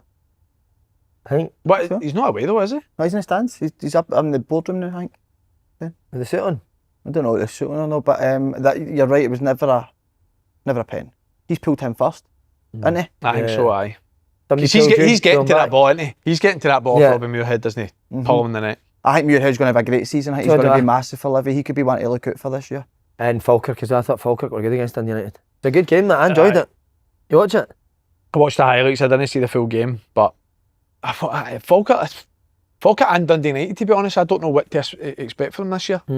Obviously, Falkirk not been in the SPL for 15 years, but they've done unbelievable for the last 2 seasons. And then Dundee United, they've got such a big turnover of players, like so many players that they had last year. Obviously, no, they're now brought in a lot of new players. So they're two teams that I think are a wee bit unknown. Yeah. I could be wrong. By all accounts, looked like a good game. I don't think you can do that as Dundee United. I don't think that can be sustainable. Just changing the full team again. I think it's surprising as well. I don't think that's a good way of doing it. I'll be surprised if they How do well. good to see like Falkirk, to see the full stadium, the atmosphere at the Amazing. game. Great club Ross that. County, St Johnstone have been in, but you turn the telly on, it's half empty. Telly's on, full stadium, good quality product on the pitch as well. I think Falkirk are great. I think they'll go down. Ah, definitely. They'll not go down. No, They've they're always fine. had a really good fan base. Do you know what they all do, Andy? As well, we speak about that. They score the same goal all the time, mate. See the amount of times the ball comes down from one side and the Cut back. opposite winger's in for the cutback. I love that, mate. I Is thought it- they were really good Is yesterday. it Keelan Adams? Really good, mate. Brilliant to see that boy. And it was playing at Colts a couple of years ago, and now he's in the top league in these performances. Brilliant to watch. Even guys like Dylan Tate, Brad Spencer, they've kicked about the lower leagues for years. Do you know what I mean? And at the first goal, Spencer sets Tate for the finish. It was a It's great a great goal. finish, isn't it? And people expect him to go and sign a lot of players. He hasn't. He's went with the same players that got him there. I For League know. One, mate. And the cut of signings he's made have all been kind of, again, through the league's Scottish base. Brian Graham, obviously, championship last year. Lewis Nielsen on loan for Hearts. So Why do you think Nielsen keeps going on loan, Andy? Because I think he's really good anytime I see him. it's an area of the pitch, isn't it? Where Hearts have got so many players. I like him as well. I think he's got all the attributes. But you look at Hearts, they've obviously got Finlay, Craig Halkett, Frankie Kent, Kings that can play there, the boy Steinwinder. There's just got so many players in that position. So it's probably better than just to go on loan again and play games. Right, on to a wee bit about your career, mate. Anderlecht. That came out the blue, didn't it? So where did you go to Anderlecht? So it was Leeds to Anderlecht. Right. 7 million, is that right? Something like that, yeah. But to be fair, all my transfers, I never really know the proper figure because there's always add-ons and this and that. That money doesn't go to me, so I don't care. You just check what's going in the bank at the end of the month, mate, didn't you? And I bet you it was fucking decent. If I could pay the bills, then yeah. Was Company a big factor in you going over there? Yes. You go meet him before you signed, or phone call, or what happened? Phone call. I was literally coming back from holiday. I was in the airport, and he rung me. And he's, to be honest, I was surprised he even knew who I was. And I told him this, and he was just giggling and he was laughing. The amount of knowledge he has for the game, because at the time he was still playing for Man City, or was just that season he just retired. That's not retired, but left Man City. So I was thinking, how's he captain of Man City and still knows about me? What sort of things do you know about you? Do you know about the journal and that? Not even it yet, and you about it. To be honest, he's so smart. He probably even could tell. You'd see that in was the gonna future. happen, Yeah. What sort of things do you know about you? Like? Everything, just the way I played. And for him, he was like, the way I was playing for Leeds, that's what he wanted. That was the missing link in his team for Anderlecht. Is he as intense as he looks? You see wee snippets Remember of that it, video didn't you? he went Looks for proper somebody? at- Good Boy, Johnson, good, wasn't it? good, aye. Was it Goodmanson, sorry, huh? Yeah, no, he knows what he's doing, knows what he's talking about. And even when I was there, people that would ask me, what is he like? I generally said he'll be a top manager at some point. He'll manage a top team. And there's no surprise that he's at Bayern Munich. And what is that, because he's attention to detail? Yes, yeah. Attention to detail, understanding the game, the way he wants to play, and his man management as well. That's what surprised me the most. He was just so calm. We was getting some bad results, or we wasn't doing certain stuff that he wanted us to do. And I was going into the dressing room at half time, I'm thinking he's gonna have a go at us here. He didn't. He was just so calm. Spoke nicely, spoke calmly, got his point across, and then that was it. Yeah. What was his training like? It was technical, and a lot of it was shape work, working on how patterns of play, how he wanted us to play. Because a lot of it was, his big thing was respect your position. So you can't just run anywhere in the pitch. If he's put you in this position, you're there for a reason, stay in it. So he would play with 2 10s. Those 10s, if they was running out to the wide or dropping back, he'd bring them off, he'll have a go at them. You have to stay in that hole.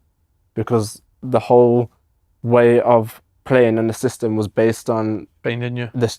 finding the space. Mm-hmm. Do you know the reason I was asked that for the training? Do you remember when Burnley got promoted for the Championship to the Premiership? He had them in, like, do you remember how early Burnley were back in for pre-season when they were in the Premier League? That's what it was like at Anderlecht.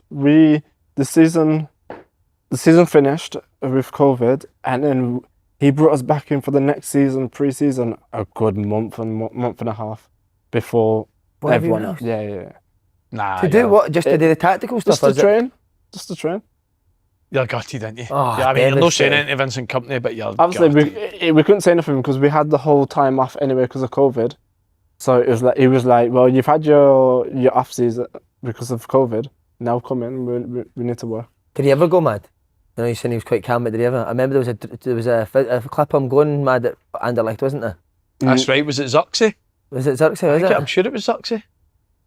I know he went. There was a clip of him at Burnley going losing his head at somebody, but I think he might have flipped the switch once at Anderlecht, but nothing too serious.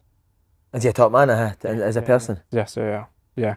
He looked after me because obviously I was coming from England, first time into a different country, trying to settle in. Him and his family looked after us massively. Would you hang about with his family like? Well, our kids were the same age and was going to the same school, so obviously they would get together and say like Halloween times, parties, just to try and make it for the kids familiar. Because again, we was moving. Both families were moving from England to Belgium. I must admit, I didn't even know this. Samir Nasri, he was at Anderlecht at that time. Yeah. How was he What a top? player, man. Hey, we had some serious players. Nasser Chadley as well. What a Tottenham. player he was. But yeah, Samir Nasri, yeah. I grew up watching Arsenal, so again, it was another reason why I wanted to go to Anderlecht, because in my head, I'm thinking, okay, I'm going as a number 9. I've got Samir Nasri as a 10. I'm going to score loads of goals here. But it was just COVID to mess up that season. What was he like in training, Nasri? It was good, man. He was a glider, wasn't Yeah, he, man? exactly. You could just shift. It was good. Proper. Yeah. Anyone else that would know? Who else was good? Like I said, Nasser Chadley. I had an amazing partnership with him. For some reason, we were just on the same wavelength. I could just get the ball, and for some reason I just knew where he was, and vice versa. We had good link-up play. We had Doku at Man City. Wow. We had What was Doku like? what he is now at Man City. He'd bought no drive. Oh, No, I'm kidding. He's top Shut player. up. He's top player. it was, but he was even younger then. So it was I think it was maybe his first season in professional football. So he was still learning the game. But to give him the ball, he would just take on the player. He'd come back again, take him on about 3 times, and then he'll finally cross the ball. So it was a bit frustrating, but again, at that age, you're still learning the game. And as a dribbler, you just want to keep dribbling, don't you? Can I ask a question? Of course, Was Craig Bellamy the assistant? He was more the 23s manager, Right. but then also kind of helped Vincent Kompany as well. He seems as if he's incredible. See, I love listening to Aye. him talk, mate. I feel like busting into tears every time he talks, doesn't he? He's Monday Night top Football? guy. He was very, very good. Was he, Very top. mate? Yeah, and he had massive respect from the under 23 players as well. Love that. And say Anderlecht Academy, it's one of the best in the world. And there was no English players there. It was Belgian players, French players. So for him to get that sort of respect from them, he must have been very he's good. done well. How soon into that COVID break do you hear Rangers' interest? It was, so when I went back, it was technically like the following season, the pre-season. So then that's when. Was it just your agent phone that says Rangers are interested in taking you? Well, no, it was Celtic first. Celtic, yeah, Celtic. Eh? The exclusive for the viewers there? Yeah, no, Celtic asked my agent about it, but I said no because my focus was just playing for Anderlecht. I went there for a reason to play, and the COVID cut it short, so I didn't feel like I've done enough there. So it was like, what's the point of going out to Belgium, move my whole family, and then after a few months move back? It didn't make any sense. And also a week before that, spoke with Vincent Kompany. He was like, yeah, we still want you here, we're building this and that. So in my head, it was, I was going to play the full season again at Anderlecht. So I was saying no. So then that happened. And then literally a week later, I got a phone call from Vincent Kompany saying Rangers have put in a bid and the club have accepted. So why do you think they accepted Rangers bid with no Celtic? Celtic didn't put a bid in. Right. They just spoke to my agent and said, there's interest there, would you fancy it? The difference was Rangers actually put in a bid. As soon as that bid went in, the club financially was in a situation because of COVID. So they said yes straight away. So then it was up to me to either say, I'll go to Rangers or stay at Anderlecht. Do you remember the first time you spoke to Steven Gerrard? Yes. And again, I was happy to go to Rangers because of Steven Gerrard. For me, a lot of it is respect. I've grown up watching these sort of players and what they've done in the game. So then as soon as they want me, I'm like, yeah, let's do this. You remember what he said to you first time you spoke to him? Yeah, you come in, be our number 9 and win the league. Simple as that. I remember I said that, like, see the amount of players that, like, remember Connor was the same, Joe Aribo was, see the amount of players that signed because it was Steven Gerrard. Like, and you would have known the same. Like, everybody knows it. Rangers and Celtic are massive clubs, but he like had a pull to get players to come. It definitely helps. For sure, it helps, and obviously you know the style of play. So yeah, no, it definitely helps. What about your first time? Did you drive to Ibrox? So I actually drove from Brussels to Birmingham, then up to Manchester to do my medical, and then up to Glasgow. You drove for Brussels? Yeah, in the car from Belgium as well, and the steering wheel's on the left hand side of the car as well. But yeah, it's mental because the flights weren't the best because of still COVID. Oh, that's right. What did you think of Ibrox when you first seen it? Special. Even to this day, I still think it's like the tradition, the history, everything is just, you understand why people say, oh, this is a massive club. So you were the foe's got more to come, innit? Did you hear that? I seen the wee, he commented on his Instagram post on that, didn't he? Did he, right? Aye. He's a cracker, isn't he? It's a What a great player signing, that boy that is, man. for Rangers, it's a great signing. So you said that obviously Gerrard mentioned really early about winning the league. Was that like a message within the club straight away? Is you need to stop Celtic winning 10 in a row? It wasn't so much about Celtic, it was more just we have to win. Because I think, say with what I've noticed with up here, it is literally if Rangers don't win, Celtic will win. And you have to win just to stop Celtic from winning. That's all it is. And I think with Gerrard, he was, maybe he's been there for 2 years previously or 3 years. So I think his time was getting there where he needed some results now. And so it was massive. And obviously I went there and I remember we was having breakfast and I was talking to the boys at the table. We was on about Europa League and the Premier League. And we was like, which one's more important? Because we was having a good run at the time. And I was like, for me, I want to win Europa League because it's a bit better. And then all the boys was like, no, we need to win the Premier League. And then the gaffer, Gerrard, he come in. So we asked him the question and he just straight, full stop, to no Europa League, it's about the league. We need to win this. Don't worry about anything else, we need to win this league. So from that moment, I knew how important that 55 was. Did you think he was a good manager, Gerrard? Were you impressed by him straight away? What was he good at? Man management, very good. And he had the presence as well. And I think that's important for a club like Rangers. You need to be a big personality, a big name, a bit of an ego just to be able to handle the pressure. And he had that because of what he's done in football. What players stood out to you? Players stood out. Well, from the get-go, JD Defoe. Again, grew up watching him, scoring goals. And for me, I'm always trying to learn from other players and always learn. So it was in training, okay, we already know he's a top finisher. So, okay, now I need to compete against him in training. So in the back of my head, it's always pushing me to get better because I want to be better than him in training and finishing. Yeah. These sort of things. Would he take you aside and do bits with you, Defoe? No. We would be all in the group, so it was all even playing field, but it was like after every session we'd do finishing. So it was always like... Score more than him. Pretty much, yeah. Aye. Yeah. He was so strong for his size, wasn't he? Yeah. Oh yeah, he's strong. So strong, man. Yeah. And would you score more than him? Yeah, at times it was even. He would score more. I would score more. Someone else would score more. It wasn't the fact that yes, I'll go back in the dressing room or go home and say yeah, I scored more than him. It wasn't that. It was just more just a friendly competition, just to push each other, just to get better. And Morelos was there as well. Yeah, he was there. How is he as a character? Yeah, he was interesting. Very interesting. To be fair, I knew about him before coming to Rangers because he was on Sky Sports News every week about either scoring or getting a red card. So his name was always coming up. So I didn't really know anybody else at Rangers apart from Conor Golson because I played with him before. Didn't really know anyone else, but I knew his name, Morelos. Yeah. What was your relationship with him like? Fine, completely fine. He was good with everybody. But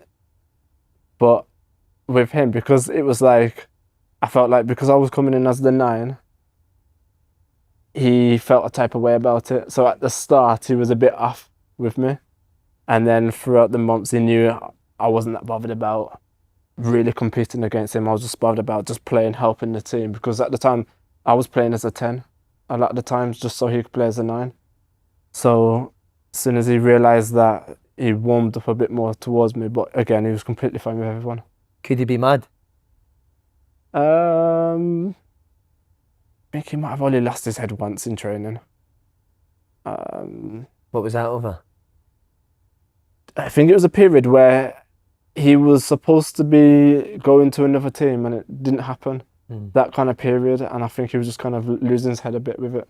Gerrard definitely had him more under control, I'd say, than other ones, but yeah, he was still a heat case, man. That you're talking about red cards, I'm sure it was like 5 or something.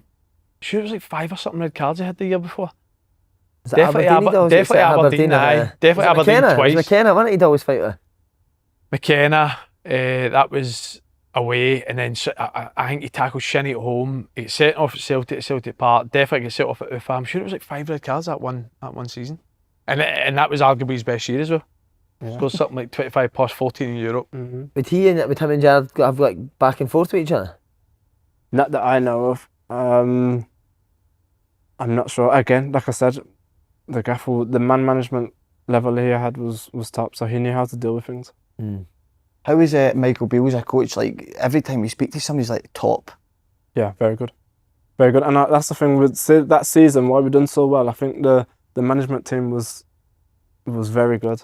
Obviously, with Gerrard being the gaffer, Michael Beale, the coach, it was a perfect link up.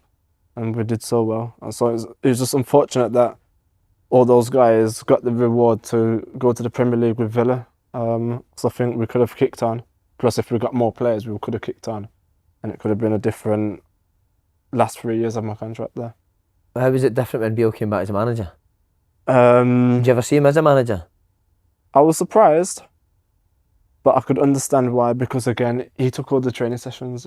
He took all the meetings as well. So he was pretty much doing it all already. But then also there's another side of being the head coach manager. You always have to do all the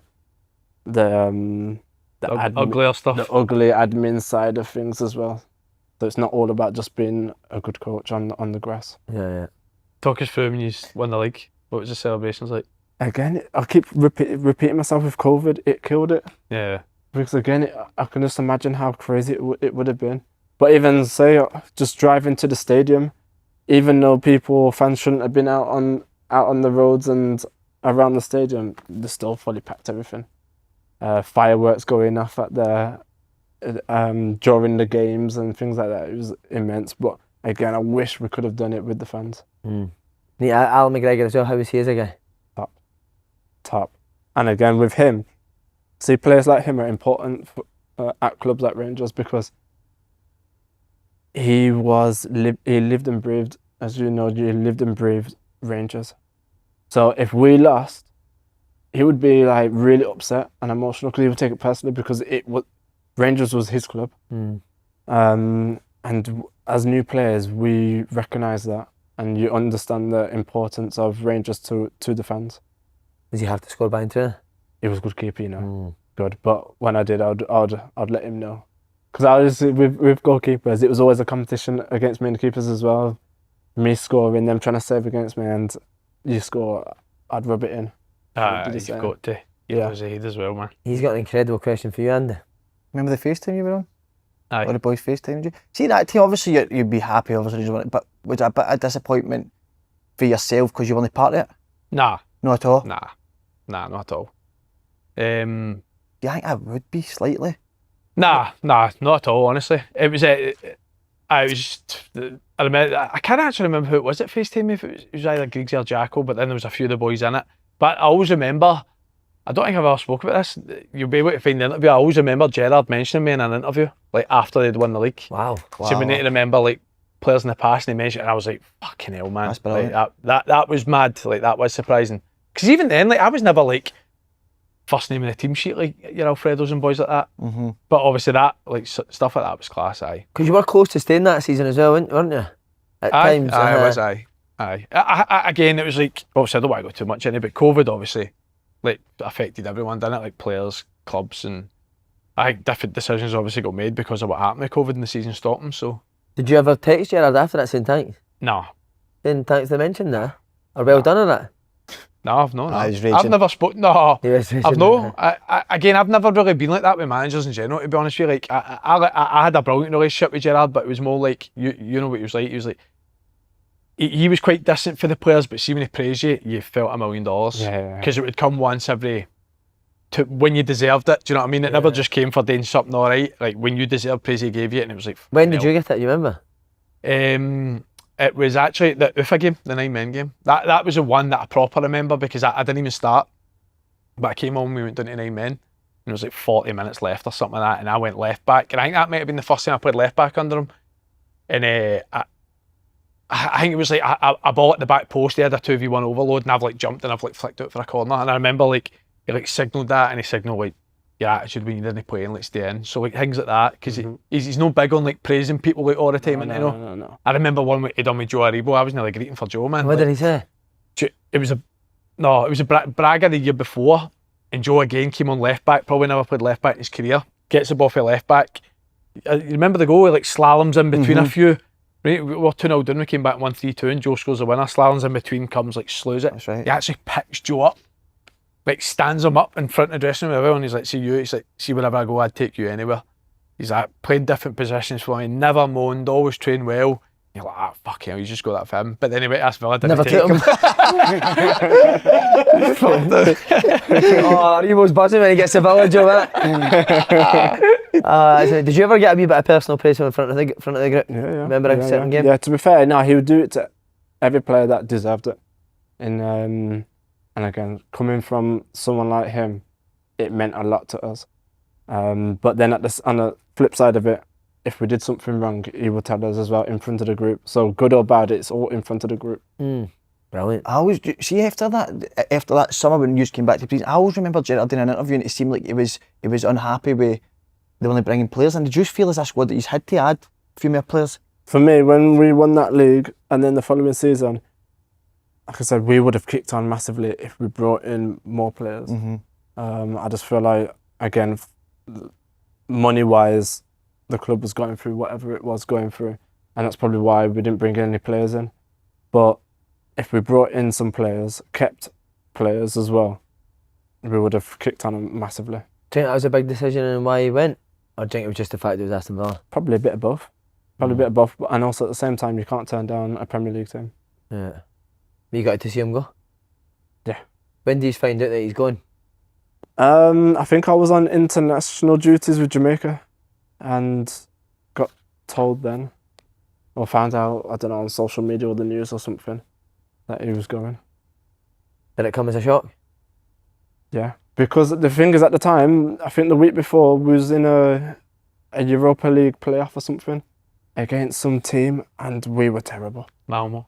Was Malmo? It might have been someone else before that. Was it before? It was terrible, and he was losing his head at all the players because it was a bad performance.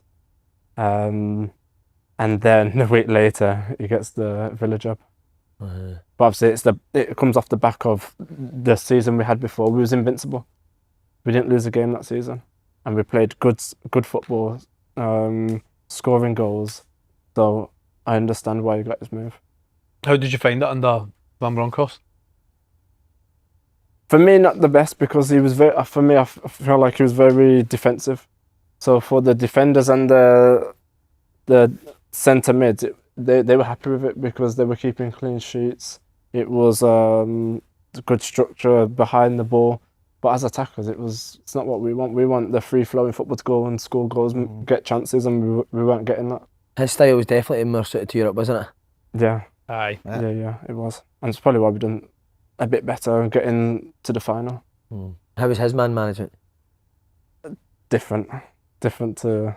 You couldn't really go to him and ask why you're not playing or why this, why that. You couldn't really give anything back. Sometimes No, I'm not saying you want an argument with a manager, but you want a debate. You want a bit of something back and forth, just so you can understand things. So you can get answers. And with him, you couldn't get that. So would you ask to speak? Would you not really have one-on-ones with players now? No, he would, but you couldn't get that kind of.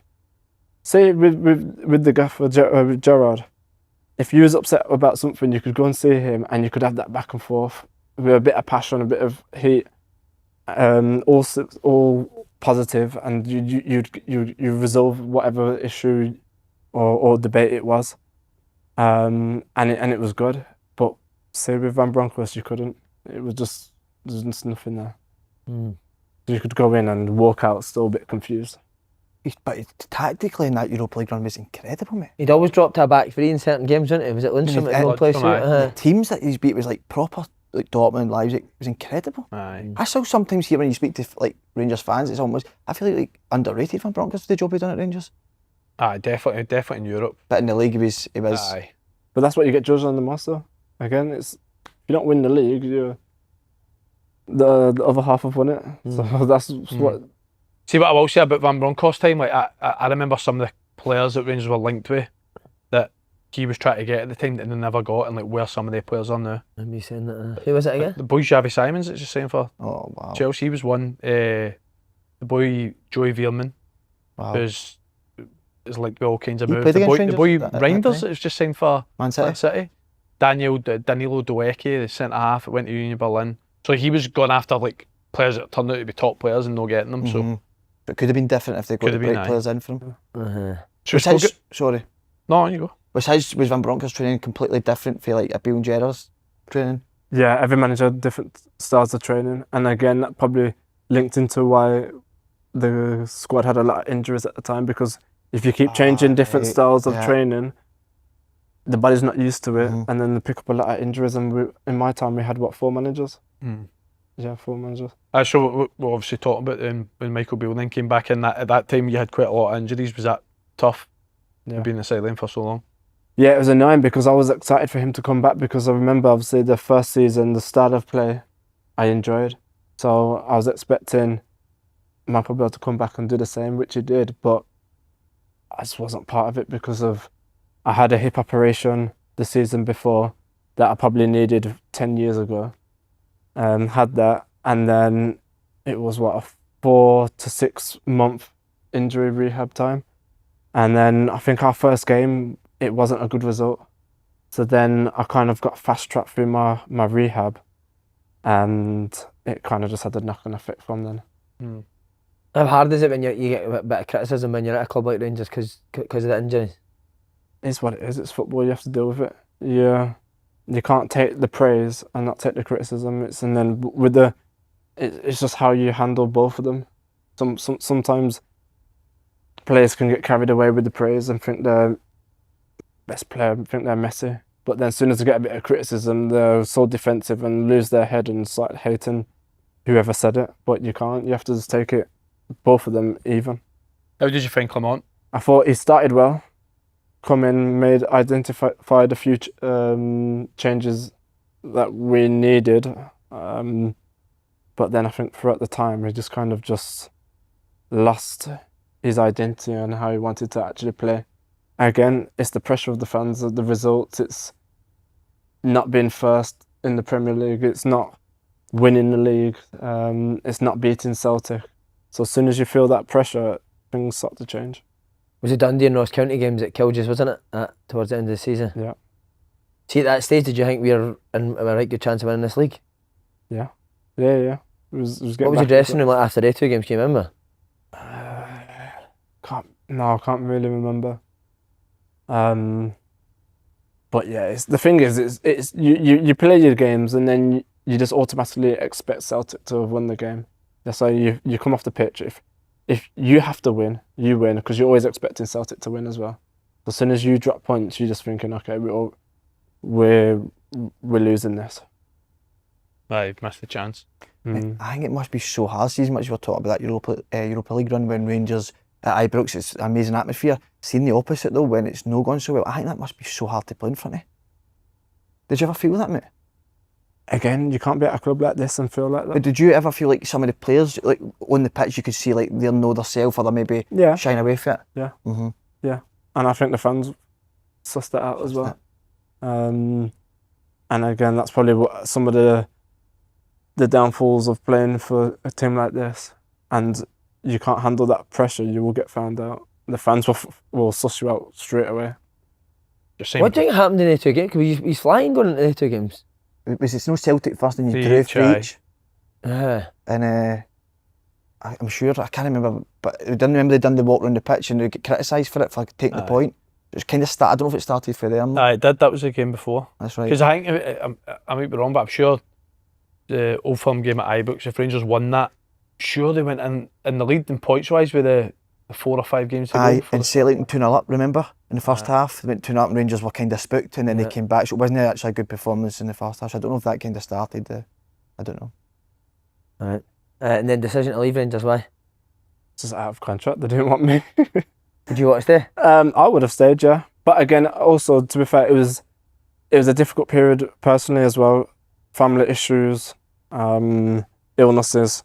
So there was that to deal with. And then obviously, I think sometimes you have sell-by dates and things. And I think maybe my time was just up. But yeah, playing for Rangers is incredible. I feel like I've got a good relationship with the fans. Playing Europa League, that was special. But yeah, I think just my time was up and I had to go somewhere else. Anything else? Superb. Anything else you want to ask him? On the old life, a few What a good career, questions. by I've the way. already What a- looked over them as well. What Kemar Roofe. what a career and what a player, mate. I mean, Cheers, mate. Thank you.